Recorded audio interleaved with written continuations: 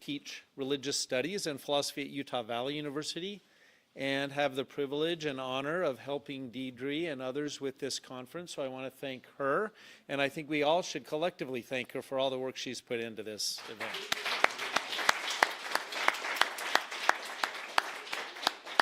I also want to thank Patrick Mason, who assisted me in helping Deidre.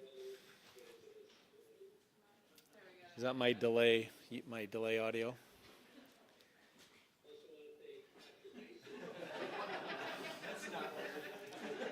Brian, you can just keep thanking me. Yeah. That's how long it takes God's word to reach humanity. Just a 30-second delay.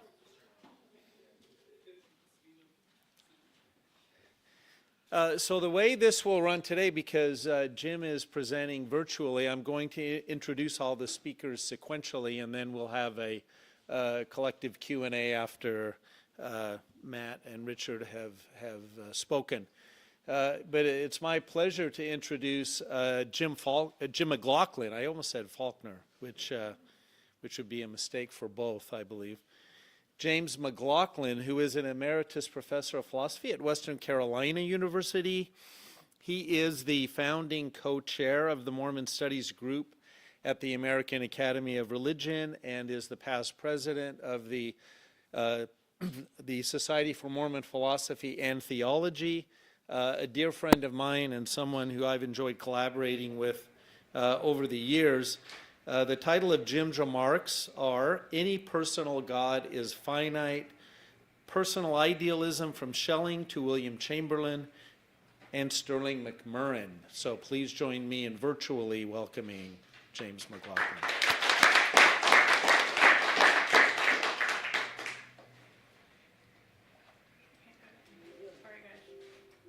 We're good? Okay.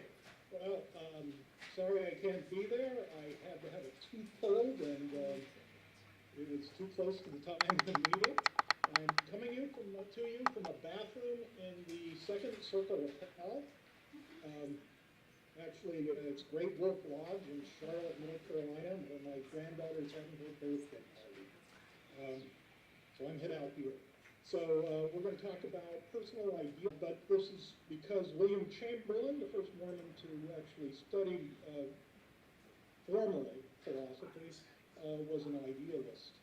And so we've got to get into this tradition, which a lot of Finitism in at least European and American theology comes out of an idealist tradition. McMurrin, let's see, in this paper I plan to briefly outline the idealist critique of traditional theism. It begins with Fichte's critique of the remnants of an omnipotent deity and Kantian theism. Then the critique, Hegel and Schelling's critique of that, especially Schelling's critique of Hegel in the essay on human freedom. And then the Finitist reaction was absolute freedom and absolute idealism, and its Mormon appropriation in William Chamberlain's spiritual realism, and finally Sterling McMurrin's skeptical reaction to the idealist project. That's an awful lot to do. I'm not going to do it very well, but we're going to cover an awful lot of ground. So let's start out with the problem of the absolute.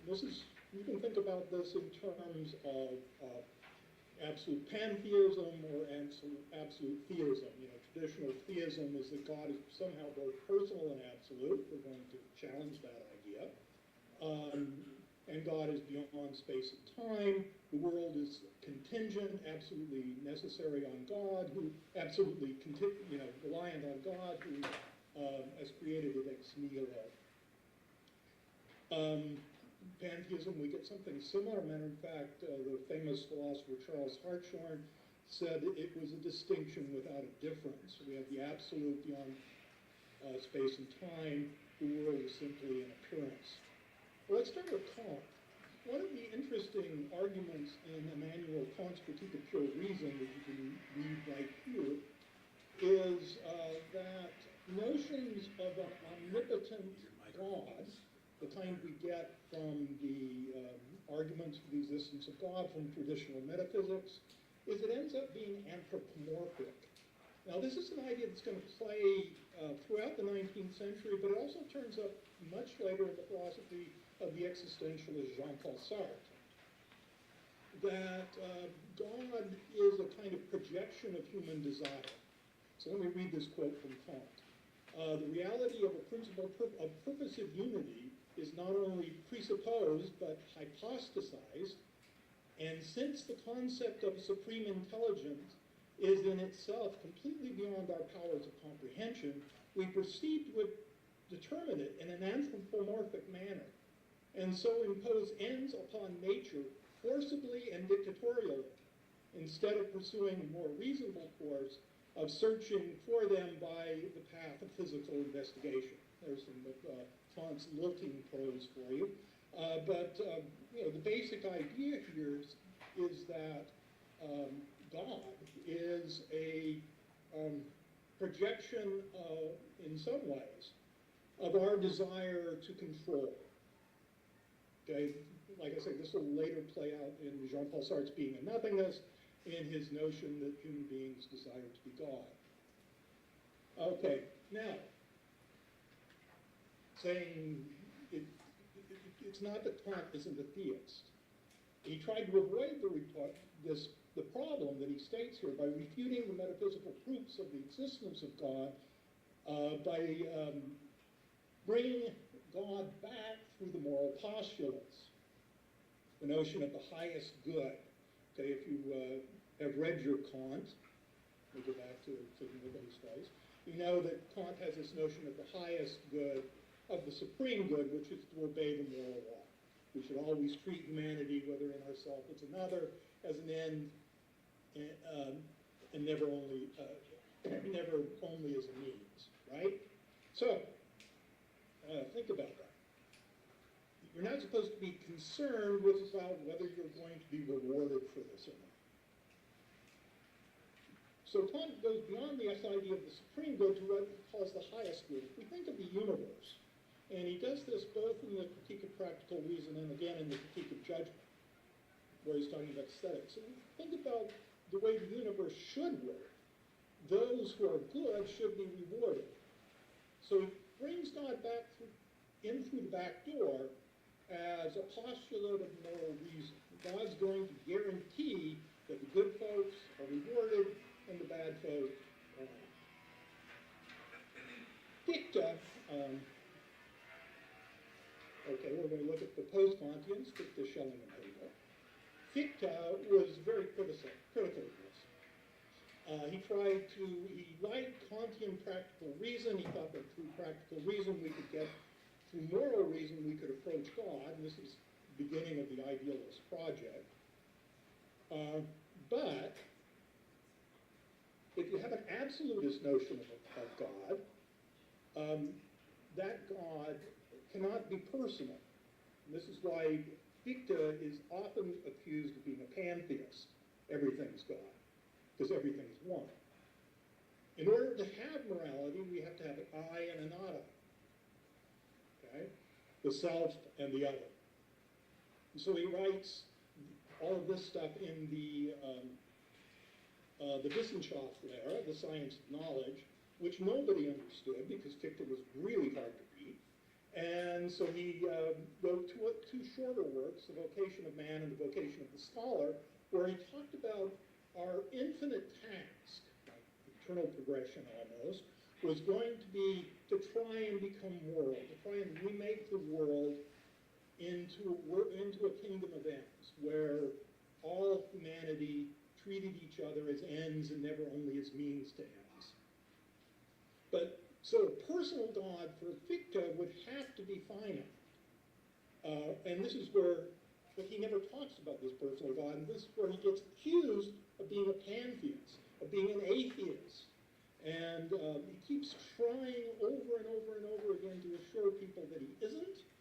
Matter of fact, he was drummed out of Vienna for not holding orthodox idea. But I love the title of his last attempt to convince everybody that he's Christian. And if you read Fichte, you know how hard he was. So the title of one of his books here is A Crystal Clear Report to the Public Concerning the Actual Essence of the Newest Philosophy, an attempt to force the reader to understand. Okay. Move past Fichte. Let's go to Hegel, Phenomenology of Spirit. One of the things running through the Phenomenology of Spirit, and this is a difficult book and gets interpreted in various ways, is the dialectic of masculines. We are going to recognize the self and the other as equals. But we have our own way to go. First, we start off, with the, this is early on in the phenomenology, in the section on self-consciousness. He says, we have the meeting of the master and the slave, the two beings that oppose each other. One asserts himself as essential, the other allows himself to be a slave. And the more the slave internalizes the ideology of his master, the more of a slave he is. Now, eventually, it's going to be the slave that rebels, the slave that takes us on the road to absolute knowledge, to the ethical kingdom of ends. But as we go along, we're going to see that the position of the master, and if you read Hegel's lectures on the philosophy of religion, this is pretty clear that our first notions of God is of the master, the person who is Lord Hegel's friend, thinks that Hegel has gone too far in the pantheist direction, too far in trying to talk about what he calls the absolute knowledge. And so Schelling is going to come up with what is, for purposes of this paper, kind of the first personal idealist alternative to absolute idealism.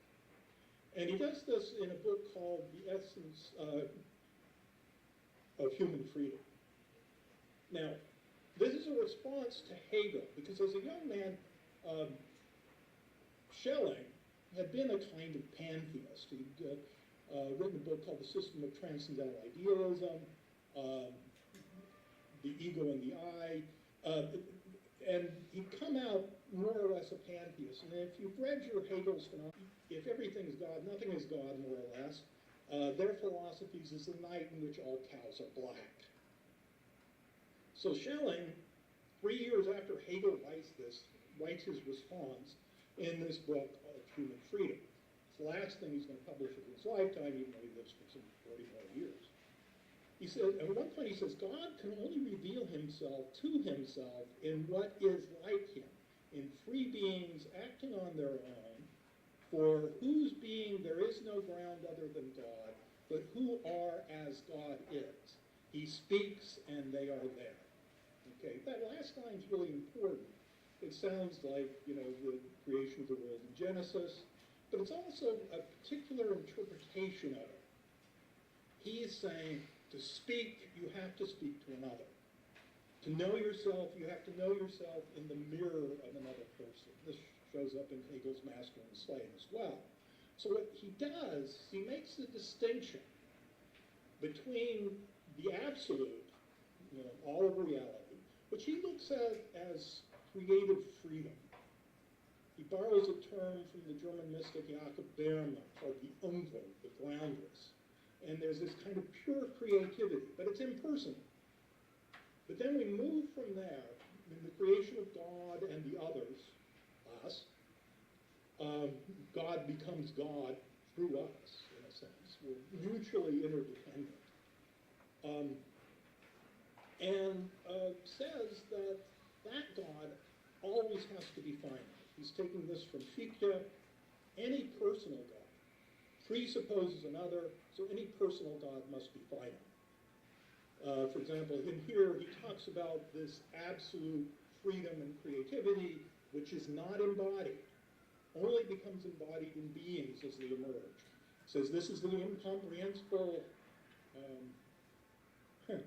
my face is over part of the quote, incomprehensible basis of reality of things, the irreducible remainder which cannot be resolved into reason. So this is beyond reason, because as soon as you get reason, you get the self and the other. But always remains in the depths. out of which is unreasonable reason in its true sense is born. So the absolute is this kind of impersonal creativity. God as a person is finite and requires an element. There's Hegel in America. I doubt Walt Whitman read that much Hegel. There wasn't much available in English, but there was a little bit. And Whitman fell in love with it. He thought Hegel was the most thoroughly American point of view that he knew. Only Hegel was fit for America. He said, I rate Hegel as humanity's chiefest teacher and the chiefest loved physician of my mind and soul. Okay, now, Hegelianism really comes to America in really kind of two ways. One is in Ohio, the other is in St. Louis. And these are largely people who came over from Germany in 1848 after the failed revolutions. One of them included a guy named August Willich, who was a radical leftist who challenged Karl Marx to a duel because he didn't think Marx was moving fast enough, and eventually became an American Civil War general. But the two we want to look at here, very briefly, are Henry Brockmeyer and William Corey Harris, who were in St. Louis, big place of the German migration. Allison joined that St. Louis group and would eventually end up in Berkeley and would direct William H. Chamberlin's thesis. Now let me go back just a bit. If you were into B.H. Roberts and you've read the 70s course in theology and The Truth, the Way, and Life, you run into these two guys. This is the moment Darwinism appears also in the United States about the same time Hegelianism does. And you get Herbert Spencer, social Darwinism, and John Fiske, who is Spencer's materialist. They're both materialists. Fiske is Spencer's American popularizer. And if you read B.H. Roberts' Truth, the Way, and Life, 70s course in theology, both of these guys appear in there, and Roberts is trying to use them to help him understand how belief in God and evolution can come together.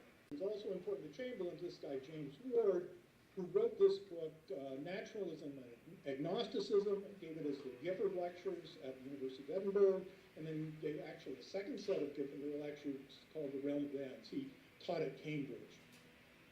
But basically, he looked at both idealistic monism, absolute idealism, way most people understood Hegel and Fichte, and materialism as both types of monism. There's only one real essence to things.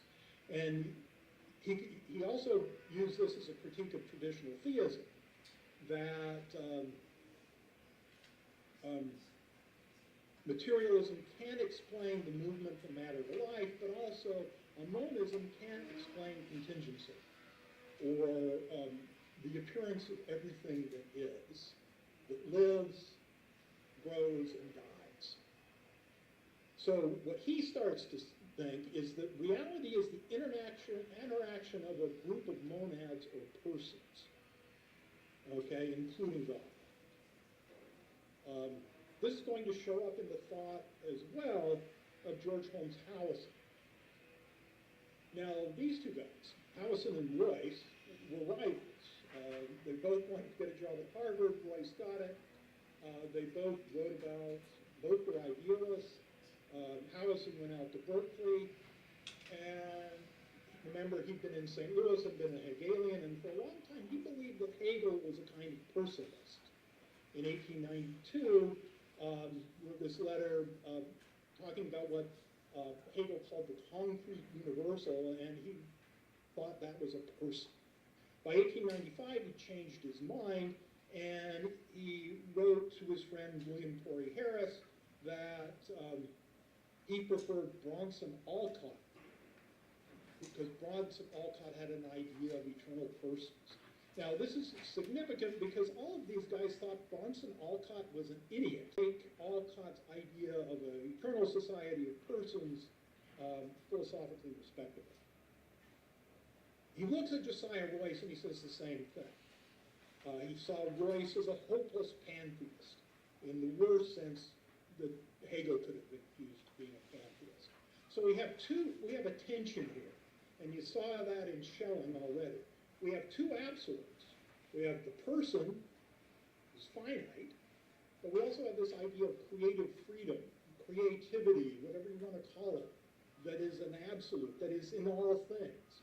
And usually, Schelling uses this idea of pantheism to call it an active pantheism. Later, people like George Handy, who just talked about this, will coin the term pantheism for Schelling's personalist position. Okay, now what happens in 1895 is Royce and Howison have a huge debate out at Berkeley called the conception of God. Now, wouldn't it be nice if we got this kind of newspaper coverage for this discussion here at Berkeley? This is the most noteworthy philosophical discussion that has taken place in this country in many a days, the New York Tribune. The New York Times called it the Battle of the Giants. Now basically what goes on is Royce has written this book, The Religious Aspect of Philosophy. And he basically gives us this kind of interesting adaptation of what's called the ontological argument for the existence of God. Let me just give it to you. What is the truth that makes error possible?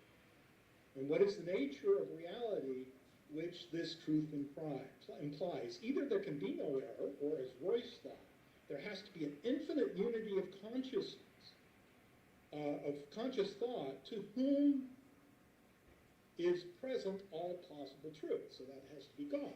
In order for there to be error, there has to be truth, and truth is God. So he says, error is incomplete thought that viewed from the highest ground fails to describe adequately what it intended to describe. Once you admit that error only exists relative to higher and more comprehensive thought, there is no stopping place short of infinite thought. All reality must pretend to the unity of infinite thought, which is God. Now, Howison comes back against it and says, no, you've tumbled into his pantheism or solipsism, where you just have anybody says what's God. Anybody says what truth is, and we can't, everybody's opinion is equal, and we've given up the idea of truth. Or you've got a pantheism. And he says that what saves Royce has a moral intuition of the self of the other. Okay? Now, the two of them go back and forth about this for several years, and basically Howison's position mirrors the earliest idealist Fichte Schelling, saying there's no theoretical refutation of solipsism, but there's a perfectly practical refutation, that means a moral one, is that I relate to another, a self and another. Where I perceive an object, there also am I. I intuit in myself an original outside of me, as an intuition outside me, and idealism is transformed into realism. The other is really there. Now, I'm going to skip this because I'm sure I'm running out of time. But what happens by the time this guy ends up at Harvard is Royce has internalized Howison's objections. Chamberlin first goes to Berkeley, 1905 and 1906, and he writes his master's thesis. The ultimate reality is a society of persons. The ultimate unity of thought is a society of persons. Those are two papers there. I'm not using the right PowerPoint, I'm using the old one, sorry. Now, what's interesting about this as well is Howison has influenced the way he thinks, but so has this guy, J.M.E. McTaggart, who taught at Cambridge and is one of the most, for Mormons, I think, one of the most fascinating atheists you're ever going to run into. Because he believes he's an atheist. There is no God. But there is a community of eternal souls that create reality. Okay, so Chamberlin goes to Harvard in 1907 and 8. He takes takes several courses from Royce.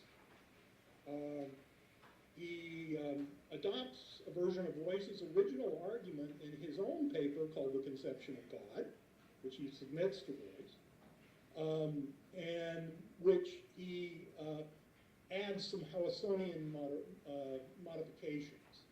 The phenomena are the creation of a society of minds and persons.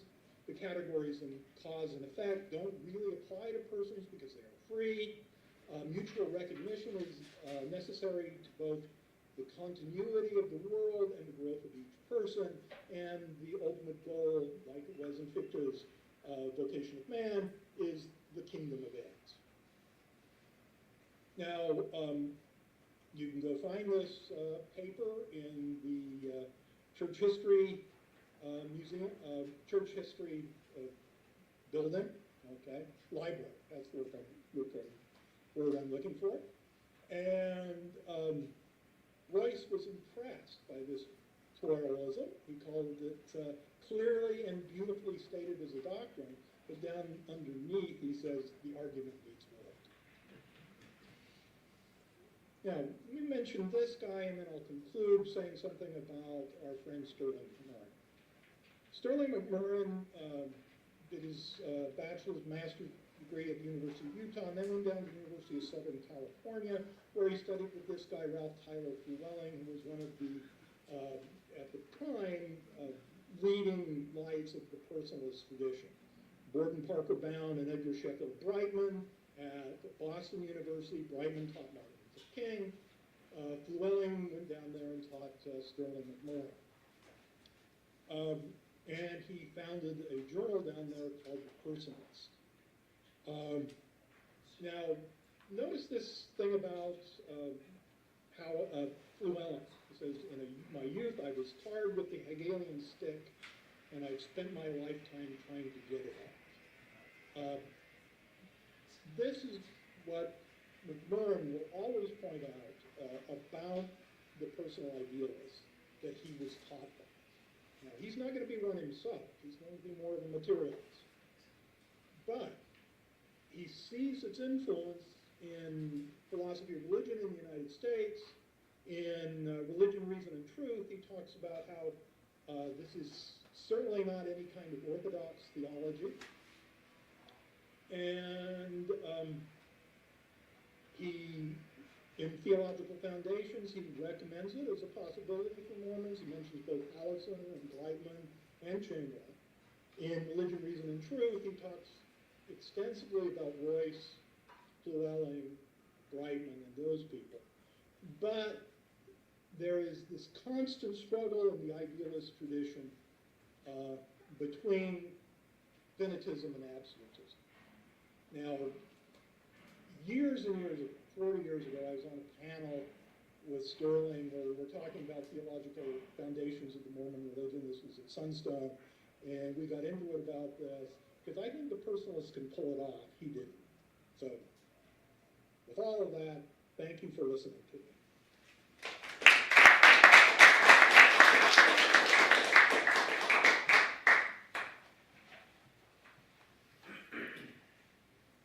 Thank you, Jim.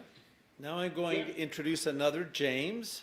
James Kintz is an assistant professor of philosophy at the Dominican School of Philosophy and Theology here in Berkeley.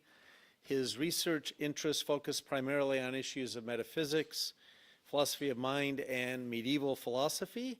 And the title of his remarks is a Relational God Compatible with Classical Theism? Welcome, James.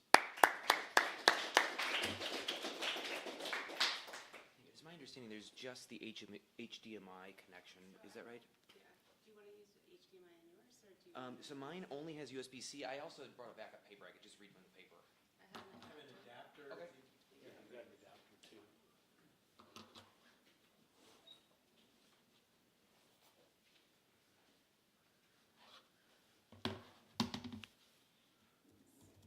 Thank you.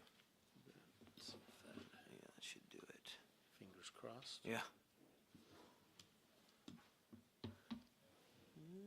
There's a glare, so I can't tell if you guys can see it.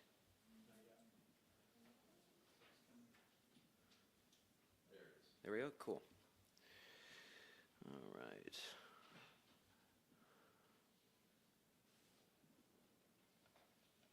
All right.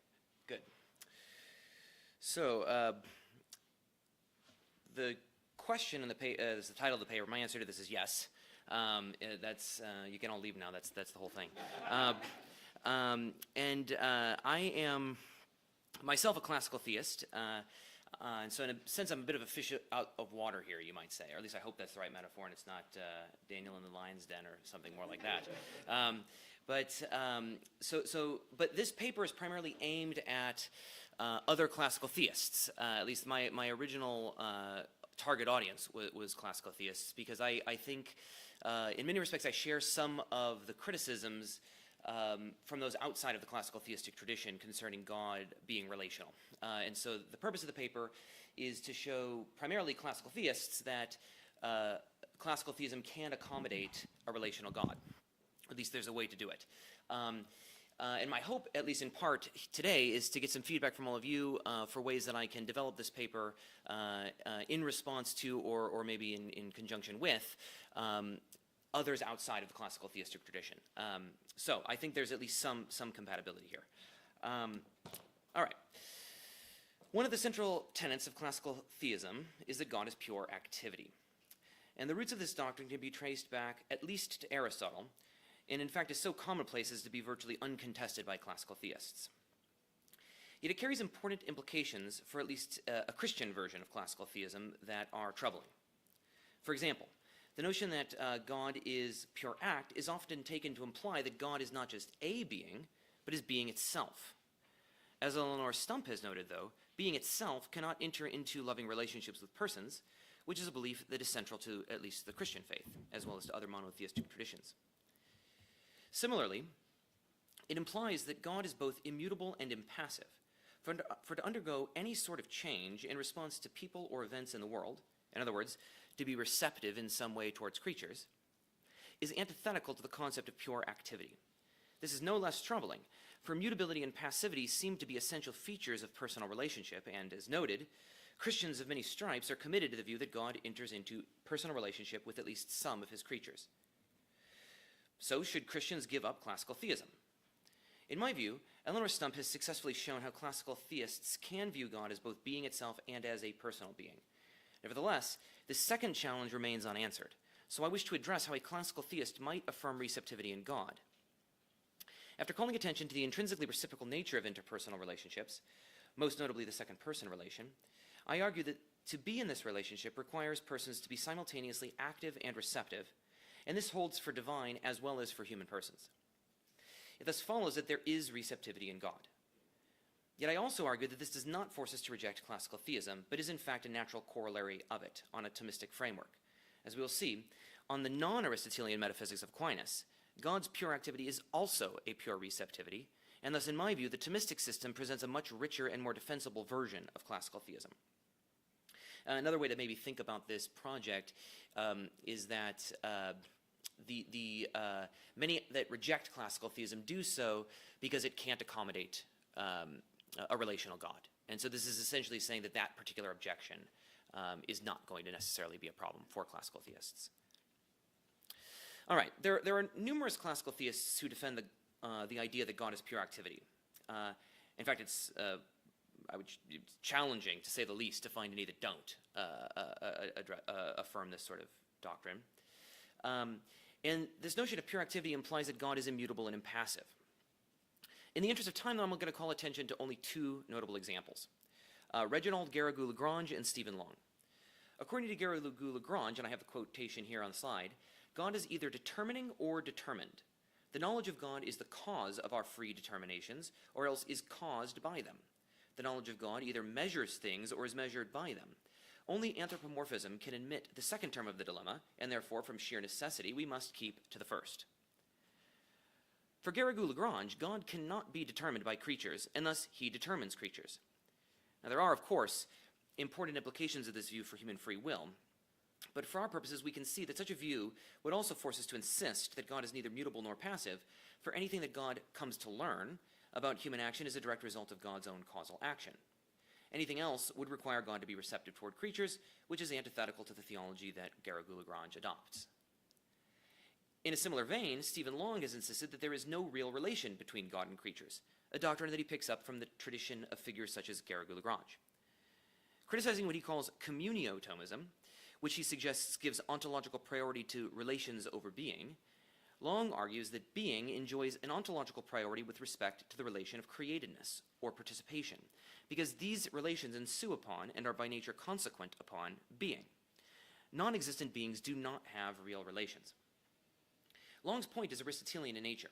Substance, the primary mode of being, is ontologically prior to relation. As Long points out, something must first exist in order to be in relation to anything.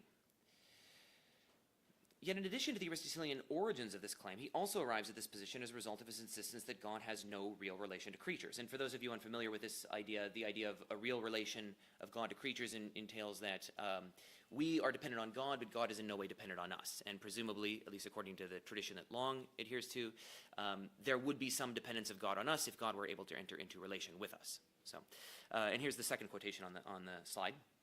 Since God has no determined real relation to the creature, prior to the being of the creature, there is no causal relation, because for God to be cause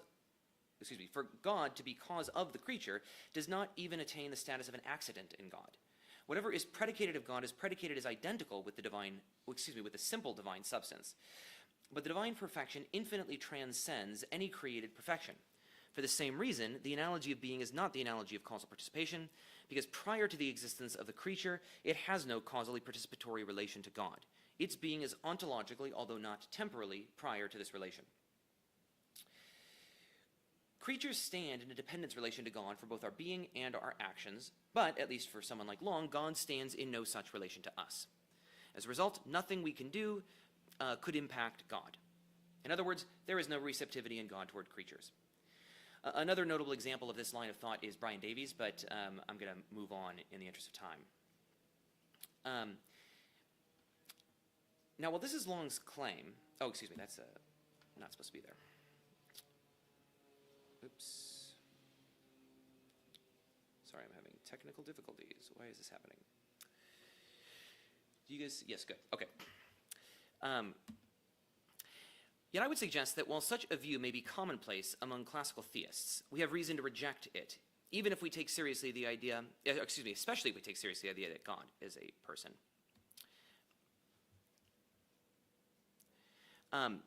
To begin to see this, notice that Thomas Aquinas, a classical theist par excellence, affirms the Boethian formula of personhood, namely, that a person is an individual substance of irrational nature.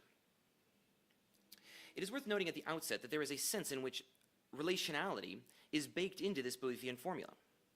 After all, what does it mean to have a rational nature? Among other things, it means that one is able to engage in cognitive processes, which for Aquinas requires the use of both perceptual and intellectual cognitive capacities. Notice that to explain these capacities, Aquinas adopts a powers ontology in which an active power acts on a passive power.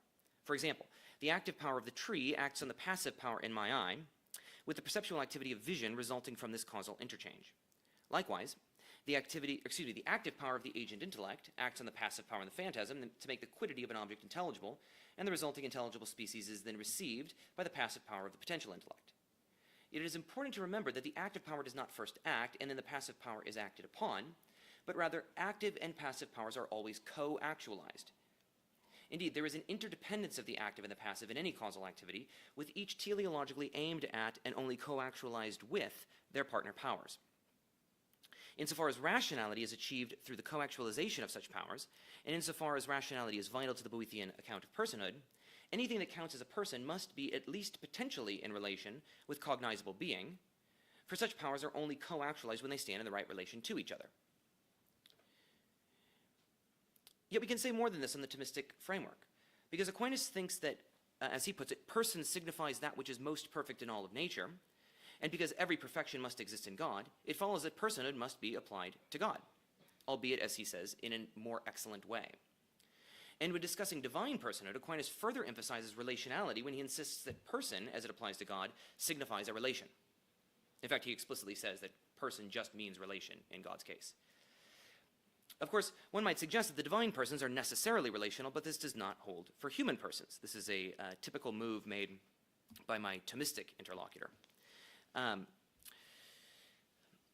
What makes it the case that divine persons signify relations, at least according to Aquinas, is that the three persons of the Trinity are engaged in such an intimate act of mutual knowledge and mutual love that they share one being, even though they are three distinct persons. Hence, the only way to distinguish them is by the relations they bear to one another. This is not the case for human persons, though. It may be true that the Boethian formula implies a certain sort of relationality, but that relationality that is constitutive of rationality would be characteristic of any causal power, which would mean that persons are no different, human persons at least, from any other sort of thing. So whatever relationality is intrinsic to the divine persons need not be conceived as being characteristic of any person, that is, a person as such. So it might not be true of human persons. Yet while Aquinas' Trinitarian theology would certainly imply important differences between divine and human persons, considering a paradigmatic case of an interpersonal relation at the human level will reveal that such differences do not eliminate relationality as a characteristic feature of human as well as divine personhood. Note that human persons are able to engage in relationships that are intrinsically reciprocal and that involve a similar sort of mutuality to what we find in at least Aquinas' conception of the Trinity. Such relations are not like unidirectional cognitive relations, which are in which, for example, a visible object acts on the eye. On the contrary, they are bidirectional, and this ultimately reveals relationality is an intrinsic feature of personhood. As I'm going to suggest, this sort of relationality necessarily entails receptivity. So to see what I have in mind, consider the claim in recent literature that second-person thoughts, that is the sort of thought that any person has when she can appropriately think of another as you, are intrinsically reciprocal, which is to say that Brian cannot have a second-person thought about Rhonda unless Rhonda is simultaneously having a second-person thought about Brian. Brian and Rhonda's second-person thought on this view is dyadic, a thought that can only be achieved by two thinkers together. Well, I think that this view of the second-person thought is correct. In a recent paper, I argued that even if we reject this conception of second-person thought, there's still something intrinsically reciprocal about the I-you relation. And during the Q&A, we can talk about this more. There's lots of scholars who have rejected the notion that second-person thoughts are intrinsically dyadic, because then it would seem that you have to have something like a jointly owned mental state. And this has just struck many people as just totally implausible. I think it's true, but that's a subject for a different time. And the reason that I think that, at minimum, the I-you relation is intrinsically reciprocal is that it's not possible for a person to enter into an I-you relation with another unless the other reciprocates. For example, suppose I notice that a woman passing me on the sidewalk has dropped her wallet, and I attempt to return it to her. I would likely say something such as, "Excuse me, but you dropped this wallet," which appears to involve a second-person thought about her. In normal cases, she would acknowledge this mode of address and respond in kind. But suppose that she fails to respond to me for some reason. Notice that even if my thought about her in this attempt is genuinely second-personal, I did think of her as you, after all, if she doesn't respond, I have failed to enter into an I-you relation with her. Now, this failure isn't a result of any deficiency on my part, at least not necessarily so, but rather because engaging another in the I-you relation is not something that I can do on my own. On the contrary, the second-person relation is an intrinsically reciprocal mode of interaction, and thus to engage another in a second-person relation requires the successful efforts of both participants. It's not a relation that I can bring about on my own. Now, to see why this is the case, recall that on the Thomistic theory, no causal power can bring about a causal interaction on its own, for any power can only be co-actualized with its partner powers. Yet while this is correct, there is a salient difference here between standard causal interactions and the I-you. In a normal causal interaction between an agent and a patient, the agent acts on the patient, with the patient receiving something that it lacked before the agent's action. So a classic example that you see in all the literature is a kettle of cool water receiving heat from a hot stove. That's how the standard interaction would work. But there's an important respect in which the second-person interaction differs from this standard causal interaction. First, it is not the case that the I is the agent while the you is the patient. Rather, if this is an intrinsically reciprocal interaction, then the I and the you must both be agent and patient throughout the transaction. In other words, this is not a unidirectional causal interaction, such as the stove heating the kettle, but is bidirectional. in which both participants are always active and receptive. And you can just think of a normal conversation where this has to be the case. Not only are you acting, but you also have to be attending to the other person and what they're saying, whether they're understanding or responding or whatever else. So it's not enough to just be acting on the other, or just be acted on by the other. There's got to be both in such a case. And again, there's a rich ontology here that could be developed. So if there's objections about this, we can deal with them later. The fact that persons enter into such bidirectional relations is significant. In his famous book, I and Thou, Martin Buber argues that there is no such thing as an I that exists in isolation from the world or from other persons, and thus persons are not isolated or ontologically independent in the way that many contemporary thinkers often seem to suppose. In fact, on Buber's schema, one cannot even utter the word I independently of an it or a you. On the contrary, I always forms a pair, either an I-it or an I-you, for to be an I, that is a person, just is to be in relation to something in the world. Given the basic structure of cognition, or conation as well, for someone like Aquinas at least, this should not be surprising, for to be actualized as a cognizer is only to be co-actualized with something in the world. That is, one co-actualizes her perceptual and intellectual powers with the powers in the sensible or intelligible object. But this puts us into an I-it relationship. If the foregoing is correct, then the I-you relationship is different from the I-it, for a person is never merely an agent or a patient in such a relation as she is when she's perceiving or thinking, but is instead active and passive with another person. And this is important for Buber, for as he puts it, the I of the basic word I-you is different from that of the basic word I-it. As he puts it, the basic word I-you can be spoken only with one's whole being. The concentration and fusion into a whole being can never be accomplished by me, can never be accomplished without me.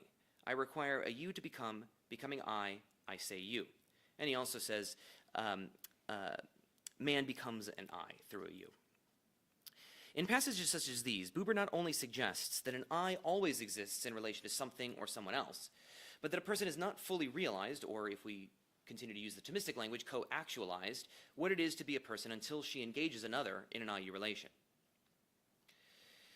Now, if this is all correct, then not only do we have a clear way to see that Buber was right, but it also shows that interpersonal relationality, which involves activity and receptivity, is intrinsic to human personhood. I actualize myself as an individual substance of a rational nature whenever I engage in some cognitive activity. That is, whenever I am part of an I-it relation. But persons are also capable of engaging in bidirectional second-person relations in which we are both agent and patient, active and receptive. And given the nature of the second-person relation, this is something that distinguishes us from non-persons in much the same way that a traditional Aristotelian would argue that reason separates the human animal from the non-human animal. Only persons can fully engage another as you, and thus we realize our personhood more fully in such interpersonal relationships. Now, there's a lot that we might take from this, but for our purposes, we can notice that to be in relation involves a kind of reciprocity, and in order to do that, a person, in order to be in such a relation, a person must be both active and receptive. Insofar as the divine persons are in such relation, at least on a Thomistic model, where the Trinity is at the height of reality, these persons must likewise be active and receptive. Furthermore, as noted above, it is a basic belief for Christians that God invites humans to enter into personal relationship with him, in which case God must be entering into a relation with us that involves activity and receptivity on both sides of that relation as well. It would thus seem to follow that, in fact, there is receptivity in God for a Christian. Now, of course, the classical theist is going to reject a whole lot of this, so what are we to say to those kinds of objections? And I have two objections that I'm considering here. The first one is basically this. At least for a Thomist, it seems clear that some entities that count as persons are not capable of entering into second-person relations. For example, a comatose patient, which would undermine the position outlined above, which is that person as such is capable of, or in fact not just is capable of, but just is in relationship. So if something, and the way you can see this is that if something can count as a person and yet not be relational, then relationality can't be intrinsic, it can't be an essential feature of personhood. But there are at least two possible responses to mitigate this worry. First, it is commonplace, at least in the Thomistic framework, to note that it is not the actualization of a given capacity that matters, but the possession of that capacity.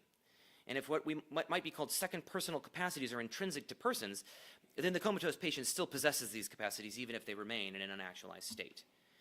But more importantly, or at least more interestingly, you might say, we can conceive of ways in which such persons, as comatose patients, are in both I-it and I-you relations, at every point in their life. The comatose patient, after all, does not exist in some possible world in which she is the sole being, but stands in all sorts of relations to her environment. Of course, she may not be aware of all of these relations, but the I-it relation nevertheless exists, in at least an inchoate form. Similarly, even though she may be unaware of her spouse is certainly aware of her and will often refer to her as you. And this is not inappropriate given that she has all of the relevant capacities to reciprocate, even if those capacities are not able to be employed at present. To see the point through an analogous example, we can imagine an adult person who has some developmental disability and as a result is incapable of uttering the word you or of reciprocating in a manner of neurotypical adults. But it would be misguided to think that such a person cannot enter into an IU relation at all. For such a person can enter into an IU relation as much as her capacities permit her to do so. In fact, the IU relation need not be thought of as an all or nothing sort of relation, but a relation that admits of degrees of reciprocity. The point here is that the IU relation cannot be achieved unless both participants are active and receptive to whatever degree is possible, not that only fully developed persons or fully conscious persons are capable of engaging another in such a relation. Once we understand this, it seems clear that the comatose patient, and any other person for that matter, can be thought of as being in an IU relationship in some sense. I'm going to skip a little bit here because it looks like I'm running short on time. So this next point, which maybe I'll want to develop more during the Q&A, because I definitely want to cover one other issue here before I move on. But to summarize this here, basically the idea among Thomists is that to be receptive is to be passive in some kind, to receive something that you didn't previously possess. But the argument that I'll just kind of give you the gist of right now is that you can think of receptivity not as mere passivity, but as a form of activity. In fact, if you think about the second person relation, in order to engage you as a you, I have to be at least minimally open to you engaging me as a you. And if I have that openness, in fact, if that openness is constitutive of my engaging you, then there's got to be some sense in which that sort of receptivity is constitutive of my activity. So the point here is that there's a kind of activity that is receptivity. So even if you're a classical theist, and even if you adopt classical theism for some of the traditional metaphysical reasons, you have a way of making receptivity not identical to passivity. Okay, so I can say a lot more about that later, but I want to cover one last point before I close. And it's this important distinction that I think exists between Aristotle and Aquinas. So for Aristotle, at the height of being, what we find is pure activity, which, as the name implies, is entirely active, the cause of all that is below it. But this is essentially a glorified version of Aristotle's magnanimous man. If you know your Nicomachean Ethics, it's a central part of Aristotle's Nicomachean Ethics. And the magnanimous man neither needs nor desires anything from lesser entities, even if he is willing to bestow his own gifts on those lesser entities.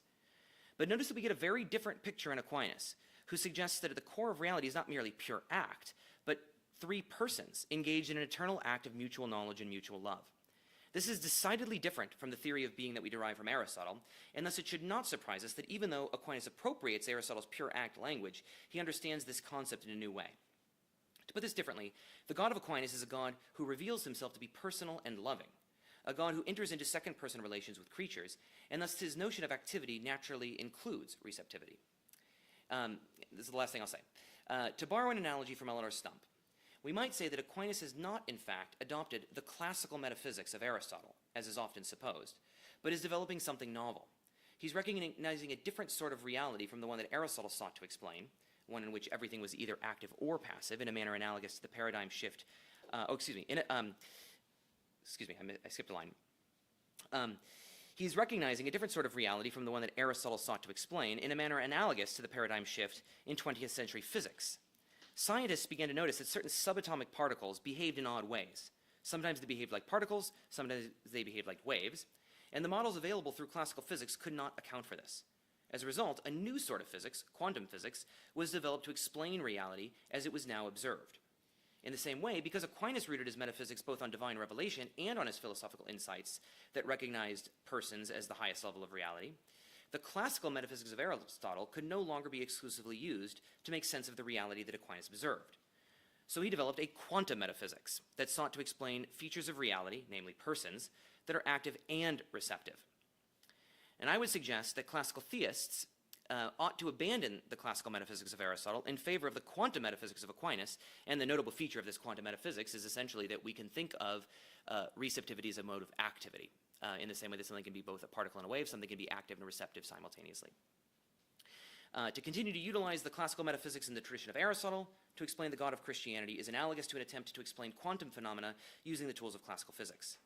But as we are now in a position to see, there is a better option available that not only explains this data better, but that also allows us to remain classical theists. All right, thank you.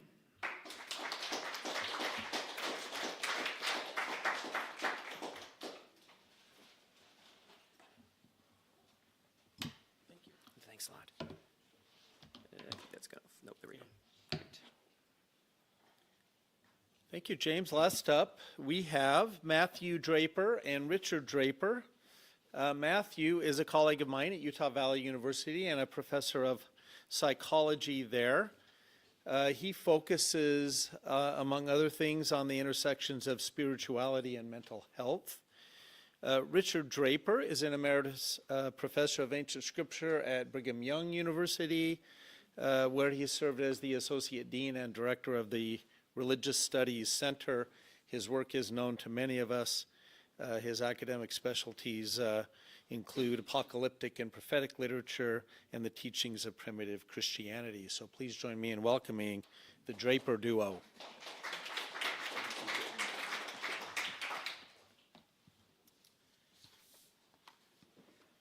As the title of our presentation shows, we will be addressing the idea of lived grace.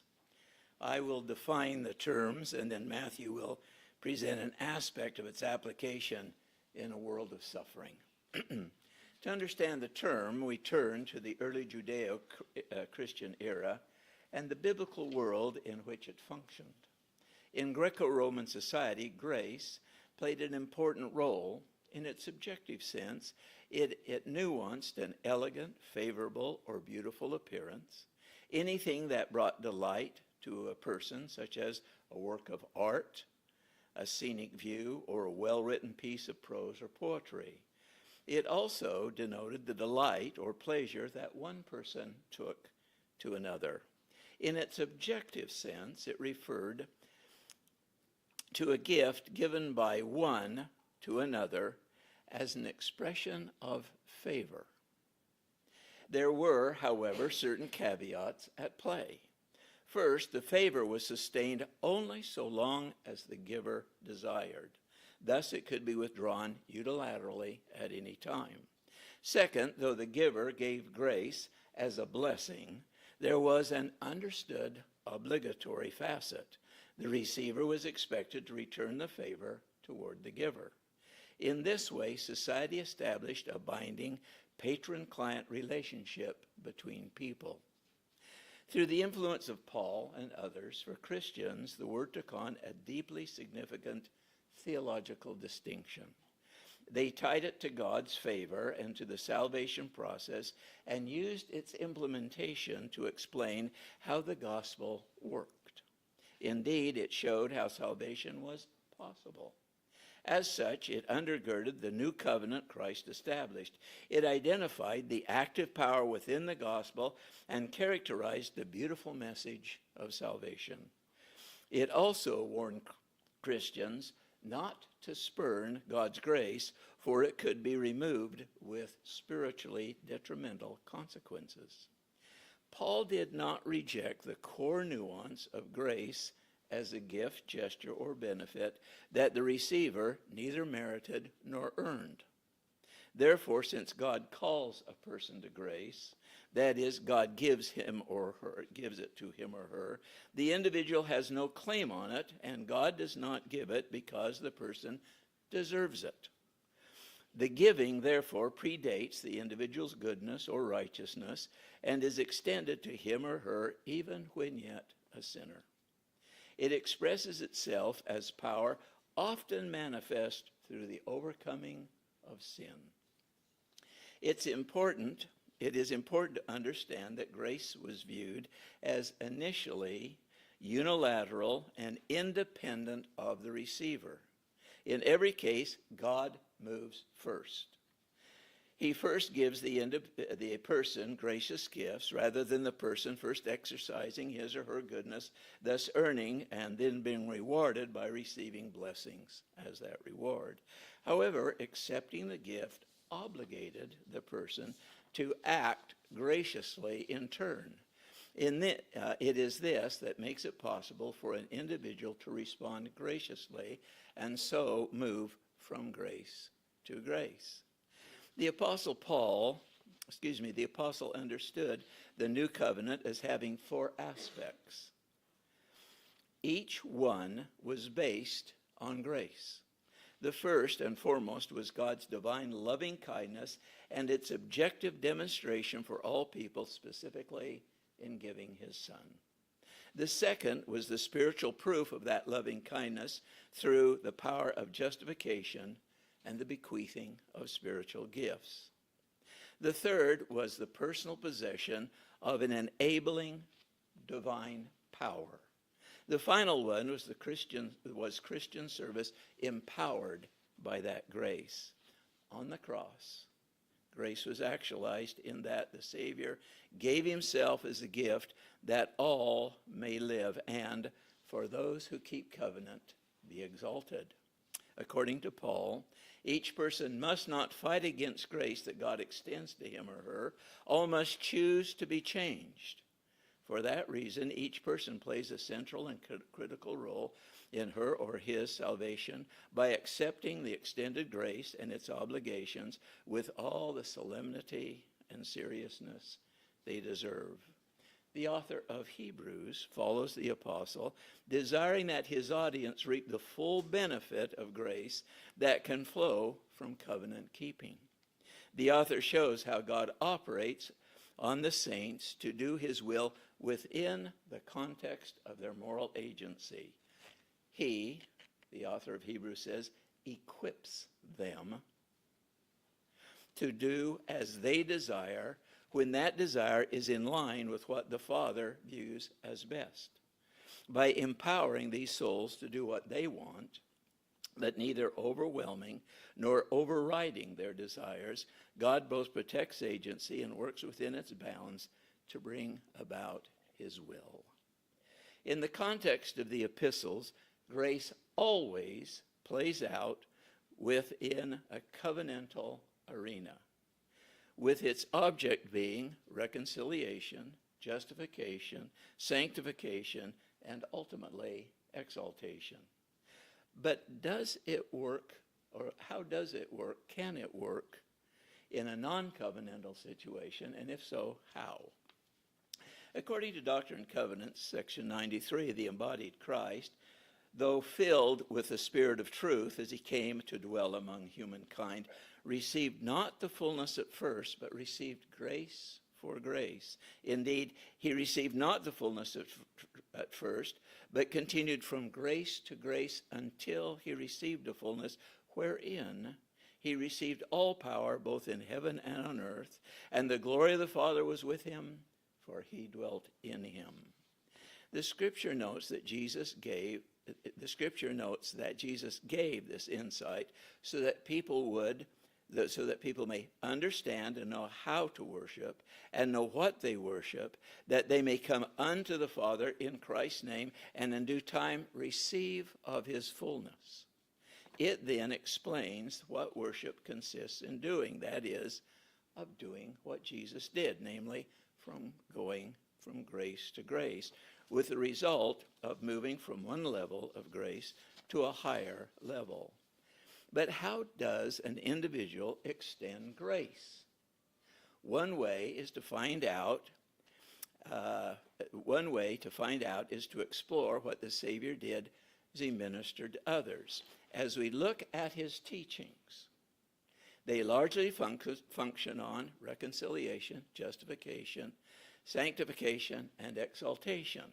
In short, Jesus' intent was to move his listeners into a covenantal relationship with him, but as we look at his deeds, many seem to be for a different purpose, that is, of giving comfort and added quality of life with no demand for the recipient to enter into the covenant.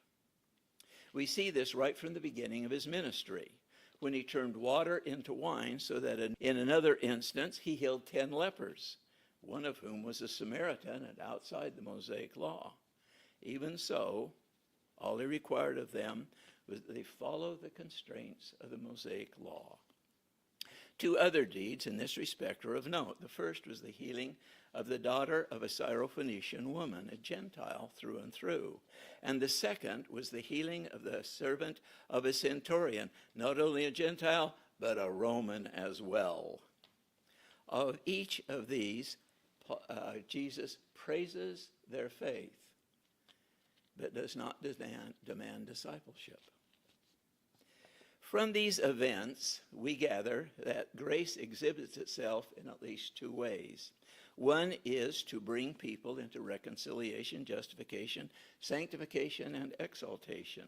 The other is to bring comfort and a higher quality of life to those in need with no other demand other than that they take advantage of what is offered. Still, the giver of grace moves first, not waiting for the recipient to gain some sort of worthiness. Whether one serves for either the religious or the social end, he or she practices lived grace. For the religious, it is important, if not absolutely necessary, to live in a state of divine indebtedness, in a condition of always acknowledging the goodness and greatness of God, as well as our utter helplessness without him, inextricably linked to, and finds one guiltless before God.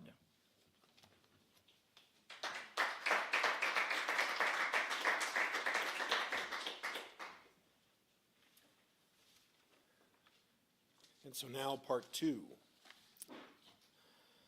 As this grace is key to both the quality of mortal life and the essence of eternal life, we might importantly wonder how this will unfold for Latter-day Saints in the concrete lived experience of their daily lives. We can find clues in the practice of living a life that demonstrates characteristics of developing grace. And when we pay attention, these practices inherently involve the others around us.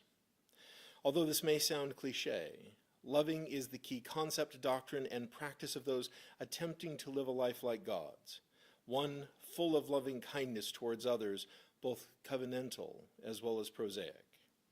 These teachings are found in several places throughout the New Testament as well as the Book of Mormon. In the New Testament, for example, thou shalt love the Lord thy God with all thy heart, with all thy soul, with all thy mind. This is the first and great commandment. And the second is like unto it, thou shalt love thy neighbor as thyself. On these 2 commandments hang all the law and the prophets. Likewise, in the Book of Mormon, every man should love his neighbor as himself, and there should be no contention among them. A question I encounter then, how do I know to love, and how do I know how to love? It seems that as though we intuit how to love due to our shared human condition and our connection in our lives, from a newborn mimicking their mother's facial expression to the sympathy nausea of watching someone sick, to compassionate tears when we watch them cry.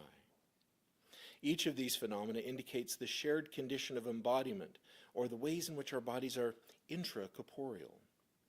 As I feel emotions and bodily sensations, so too can others relate to these emotions and feelings because they share the condition of the body as well. For example, one day I was roofing with a sibling, and as I stood to retrieve more roofing nails, I turned and asked if he needed more as well. Distracting him momentarily, he struck his hand with the hammer, and in reaction clutched it against his chest. As I hurried up the roof to assist, I found my own hand clenched against my chest in a sympathetic response. The sympathetic response to visceral phenomena seems perhaps a seed of grace. And we see metaphorical references to the body and bodily responses throughout Scripture, demonstrating the importance of the shared embodied experience.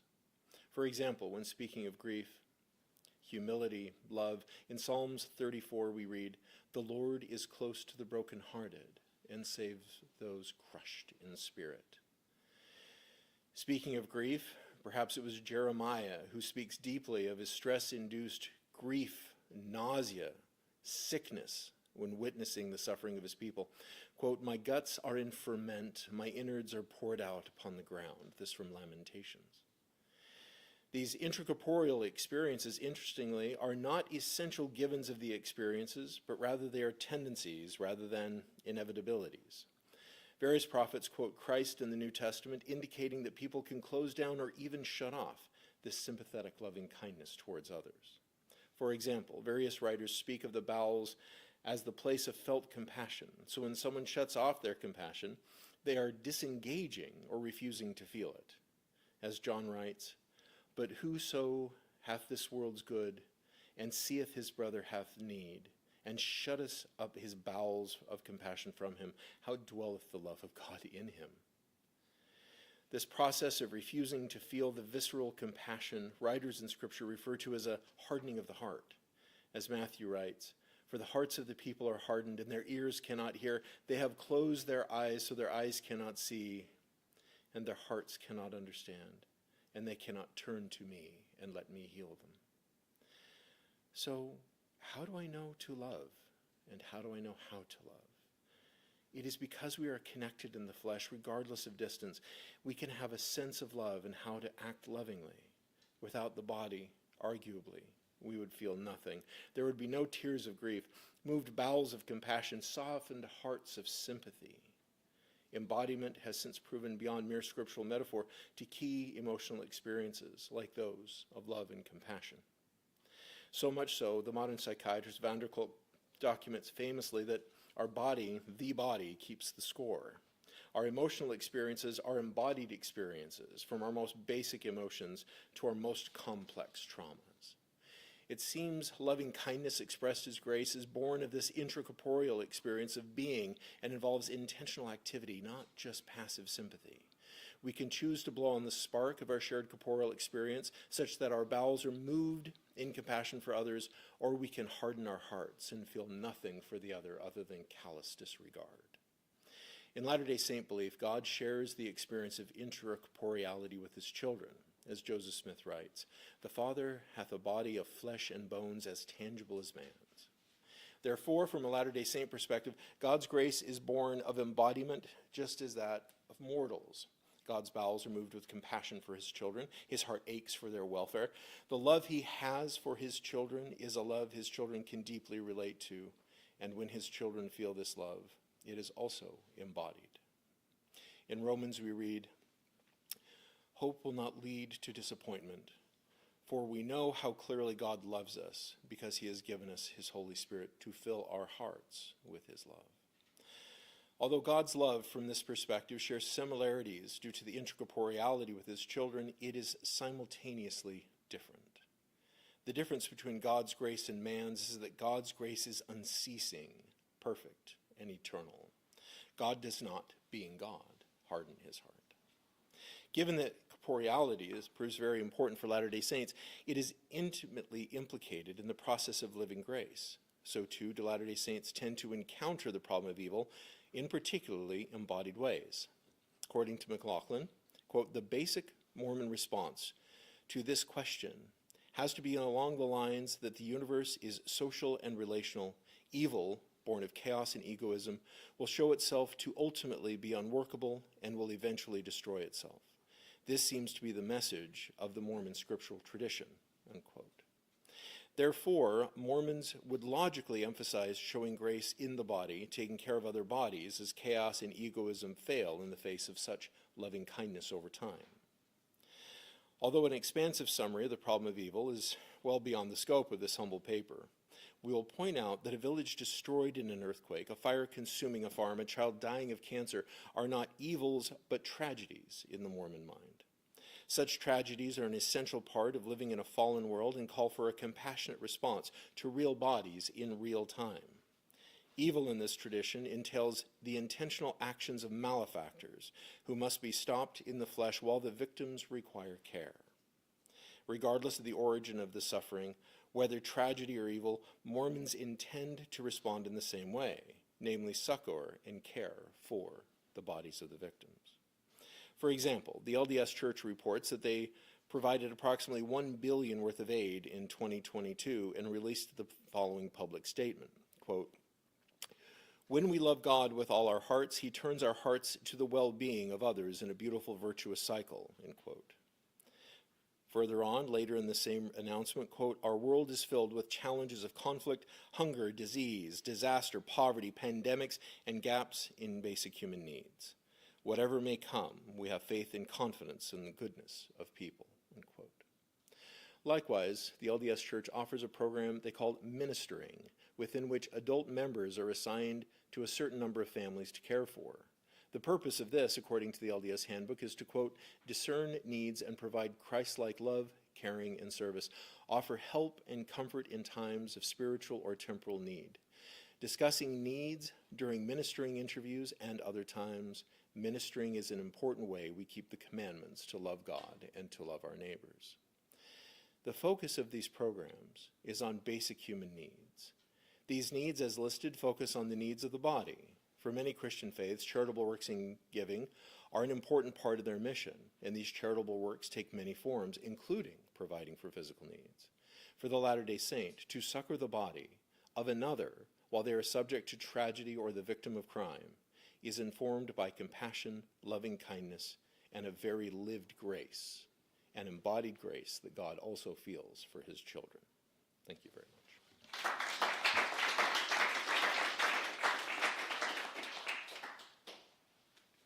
Okay, we're gonna have to abbreviate both the Q&A and our break. So, yeah, let's take a couple of questions.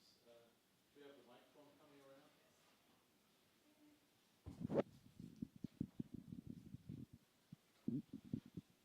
And Richard, yeah, if you want to go up front so you can speak into the mic there, and James as well.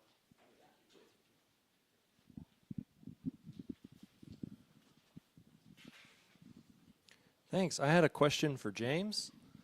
I was wondering, this might sound like a hostile comment. It's not intended to be. But I'm wondering if whether your approach is really just a philosophical half measure. So, as was pretty clear in your presentation, the classical motivation for God as pure act is downstream from the kind of considerations that drive you to a pro-simplicity and pro-aseity picture. But by your own lights, you really think that there is something inextricably second personal in an I-thou relationship, which is what you think lies at the heart of the divine nature, is a kind of robust I-thou. That not only strikes me as in immediate tension with aseity, but also simplicity. And so I struggle to see an offer of relief here to the classical theist by way of your machinery, if not just a way of pressing the problem way more forcefully than we might have been able to do at the outset before all of your philosophical labor. Yeah, okay, so this is a huge question, and I think in the interest of time, I'll just try to say something quick. So maybe we could talk more later, though. But maybe let's just think about simplicity for a moment. So the two central features of divine simplicity is that God has no parts and that God has no accidents. But in terms of the I-thou relationship, we don't need to think of God as having either parts or accidents. So at least the notion of divine simplicity, I don't see anything clearly incompatible there with the idea that that the I-thou relationship is central to God, which I think it is. In fact, actually, I would say I use the I-thou relationship as a sort of paradigmatic example, but what would be more apt for at least the God on the Thomistic model is the first person plural relationship. But the persons would not be understood as parts of God.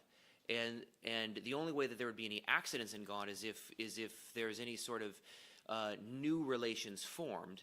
But then that's going to get into some conception of the eternality temporality distinction, which is way too big, I think, to try to address successfully right now. So it's going to be an unsatisfying answer. The answer is, though, essentially, I don't think there actually is a serious tension there. You're right; it's a philosophical project. But I don't think there actually is a tension there. I think that in order to give you a more satisfying answer, though, I'd have to take a lot more time. Yeah, that sounds good. Yeah. I'll try to sneak my dagger of distinctions into you privately later. I have a question for Matthew Draper. I was fascinated by your analysis of how our bodies open us up to love in a different way than if we didn't have bodies, that there's something about being embodied that really facilitates that.